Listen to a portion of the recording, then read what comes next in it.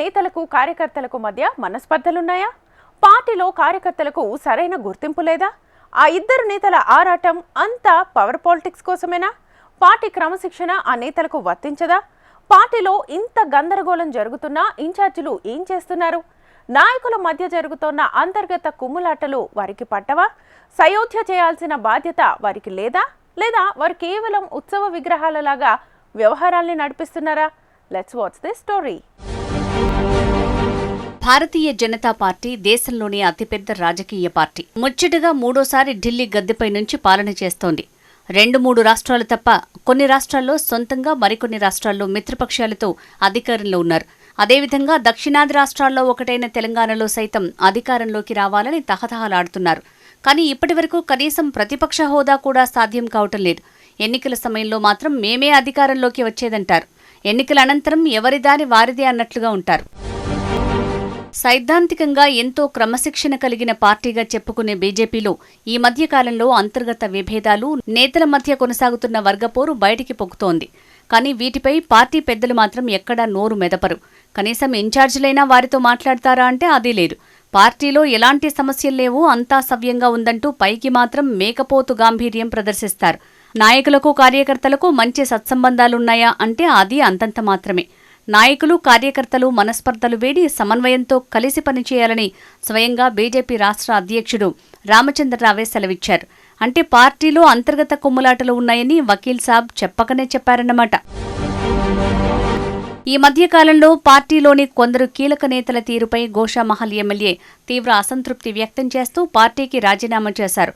ఆయన రాజీనామా ఆమోదంతో పార్టీలోని కొందరు హిందుత్వవాదులు అసహనం వ్యక్తం చేస్తున్నారు. కొందరు నేతలు బాహాటంగానే తప్పుబడుతున్నారు.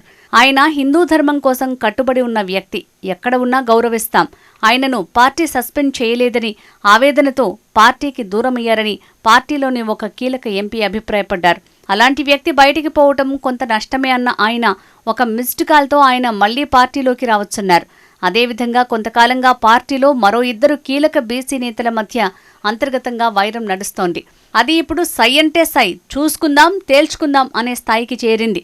అయినా పార్టీలో నేతలుగాని ఇన్ఛార్జీలుగాని వారిద్దరి మధ్య సఖ్యత చేకూర్చేందుకు ఎలాంటి ప్రయత్నం చేయకపోవడంతో పార్టీలోని కార్యకర్తలు అయోమయంలో పడుతున్నారు. కొందరు ప్రజాప్రతినిధులు సైతం పార్టీకి పూర్తిగా దూరంగా ఉన్నారు. వారు పార్టీలో ఉన్నారో లేదో తెలియని పరిస్థితి. పార్టీలోని నేతల మధ్య ఉన్న అంతర్గత పోరు గురించి, వారి మధ్య వస్తున్న మనస్పర్ధలు, కార్యకర్తల్లో ఉన్న ఆవేదన గురించి పార్టీ పెద్దలు చొరవ చూపటం లేదు.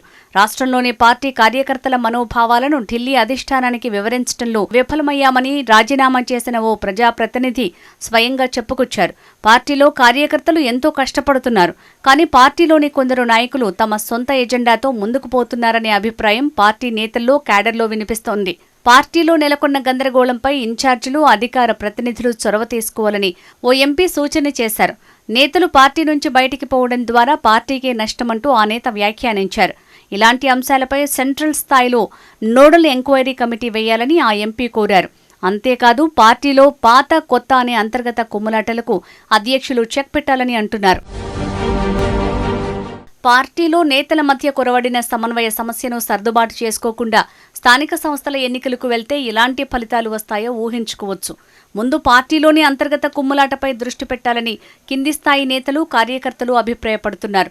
ఇదేమని కమలం నేతల్ని ప్రశ్నిస్తే కాంగ్రెస్, బీఆర్ఎస్ పార్టీలోనూ ఇలాంటి సమస్యలున్నాయి కదా అంటూ సమాధానం చెప్తున్నారట. ఇకనైనా రాష్ట్ర అధ్యక్షుడు ఆ దిశగా ఆలోచన చేయాలని, క్షేత్రస్థాయిలో పార్టీ బలోపేతం కావాలంటే నేతలు, కార్యకర్తలు సయోధ్యతో ముందుకు పోవాల్సిన అవసరం ఉందనే అభిప్రాయం వ్యక్తం చేస్తున్నారు. ఇదంతా మాకెందుకులే అనుకుంటే బొక్కబోర్లా పడే ప్రమాదం ఉంది. చూడాలి మరి ముందు ముందు నేతలు ఎలా పార్టీని ముందుకు తీసుకువెళ్తారు.